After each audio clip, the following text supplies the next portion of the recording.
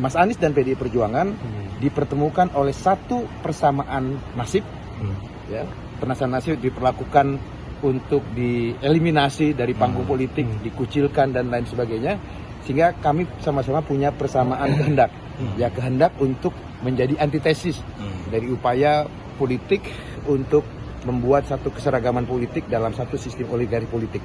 Kesamaan itulah yang hari ini mempertemukan Mas Anies dengan PDI Perjuangan. Baik, makasih banyak Mas. Menjadi kader PDIP itu menyambut positif atau seperti apa Mas? Sebenarnya ukurannya bukan menjadi atau tidak menjadi kader PDI Perjuangan. Karena yang menjadi kader PDI Perjuangan saja bisa berkhianat, begitu loh. Jadi intinya itu pada komitmen yang tulus, komitmen yang sungguh-sungguh untuk membangun kerjasama politik dengan PDI Perjuangan yang menyatu, terutama hal-hal yang menyangkut hak fundamental, yaitu prinsip-prinsip ideologi dan platform perjuangan.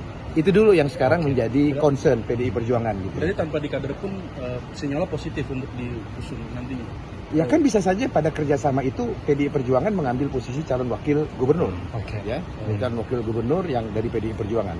Tapi mari kita lihat nanti dinamikanya, bagaimana Mas Anies punya pertimbangan terkait dengan hal itu. Tapi yang pasti Mas Anies dan PDI Perjuangan dipertemukan oleh satu persamaan nasib, ya, persamaan nasib diperlakukan untuk dieliminasi dari panggung politik, dikucilkan dan lain sebagainya, sehingga kami sama-sama punya persamaan kehendak, ya, kehendak untuk menjadi antitesis dari upaya politik untuk membuat satu keseragaman politik dalam satu sistem oligarki politik.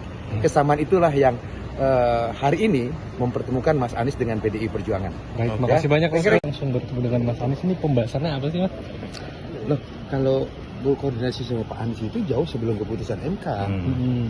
Saya kebetulan intensif berkomunikasi dengan Ketua Umum PKB, Gus Muhaimin Iskandar, yang pada saat itu masih berencana untuk mendukung Pak Anies Baswedan. Dan PDI Perjuangan membuat satu perencanaan politik untuk bekerjasama dengan PKB di Pilkada DKI Jakarta, di mana PKB mendukung Mas Anies dan PDI Perjuangan mendapatkan posisi calon wakil gubernurnya. Gitu. Jadi jauh sebelum keputusan Mahkamah Konstitusi.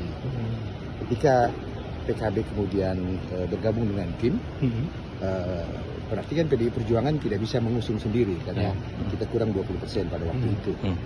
Maka ketika MK mengeluarkan putusan nomor 60 tahun 2024 yang memungkinkan PDI Perjuangan dapat mengusung sendiri calon gubernur dan wakil gubernurnya, komunikasi dengan Mas Anies terus berlanjut, begitu. Jadi ini satu kontinuitas perencanaan politik di Pilkada DKI Jakarta. Jadi bukan ujuk-ujuk begitu ada putusan MK baru kita bertemu, tapi memang sudah jauh sebelum itu.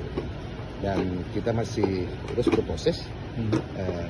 Mas Anies menjadi salah satu kandidat calon gubernur yang sedang dipertimbangkan oleh partai untuk kita usung di Pilkada DKI Jakarta ini. Saya bertemu beliau di tanggal 20 Agustus kemarin, 1 jam setelah putusan Mahkamah Konstitusi. Kita berdiskusi banyak, dialog kebangsaan, diskusi tentang ajaran-ajaran pemikiran-pemikiran Bung Karno, hubungan antara Islam dan nasionalis, gitu. Dan juga bicara tentang kebinekaan dan lain sebagainya. Hari ini Mas Anies berkunjung ke DPD DKI Jakarta. Saya mendapatkan laporan dari teman-teman DPD Perjuangan DKI Jakarta. Pertemuannya sangat akrab, kekeluargaan, guyup, bicara tentang banyak hal, membangun Jakarta dan lain sebagainya. Kita masih punya waktu sampai tanggal 29 yang akan datang. Kita masih terus berproses, ya. Kita tunggu nanti bagaimana keputusan akhir Ibu Megawati Soekarno Putri untuk menentukan siapa calon gubernur dan calon wakil gubernur yang akan diusung oleh PDI Perjuangan. Mas, dalam pertemuan itu apakah disebutkan pembicaraan tentang pernyataan Bu Mega yang minta Mas Anies mau nurut nggak kalau diusung di Pilgub Jakarta? Pernyataan Bu Mega itu kan harus dibaca sebagai sebuah kalau saya melihatnya sebagai sebuah keingintahuan dari Ibu Mega, apa benar Mas Anies mau serius bergabung dengan PDI Perjuangan? Kalau mau serius bergabung PDI Perjuangan, Ibu Mega yang mengatakan kami bukan sekedar partai elektoral. PDI Perjuangan ini partai ideologis.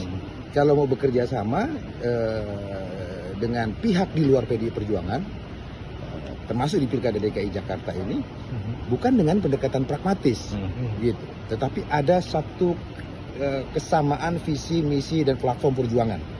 Nah, pada titik itulah Bu Mega bertanya, Mas Anies mau ikut nggak dengan visi, misi, dan platform perjuangannya PDI Perjuangan ini? Jadi justru Bu Mega di situ ingin meyakini lebih jauh gitu, tentang visi, misi, dan platform perjuangan Mas Anies, terutama menyangkut ideologi, menyangkut pembangunan Jakarta, menjaga kebinekaan dan lain sebagainya. Pada titik itu saya memahami pernyataan Ibu Mega itu. Ya. Tapi respon Mas Anies sendiri terhadap itu, Mas? Bagaimana? Sinyalnya? Oh, waktu diskusi dengan saya sangat positif. Ya. Beliau juga banyak mempelajari pemikiran-pemikiran Bung Karno, dan beliau sebagai satu intelektual Islam yang modernis juga ingin membangun satu keragaman, Bhinneka Tunggal Ika, dan kebangsaan menjadi satu menjadi satu core pemikiran beliau ya tentang membangun bangsa ini. Kira-kira ada kunjungan Mas Anies ke DPP nggak, Mas, dalam waktu dekat? Kita lihat nanti perkembangannya. Teman-teman DPD DKI Jakarta akan melaporkan kepada DPP apa hasil pembicaraan mereka dengan Mas Anies pada siang hari ini tadi. Ya. Mas, terakhir Mas, izin Mas. Apa Mas Anies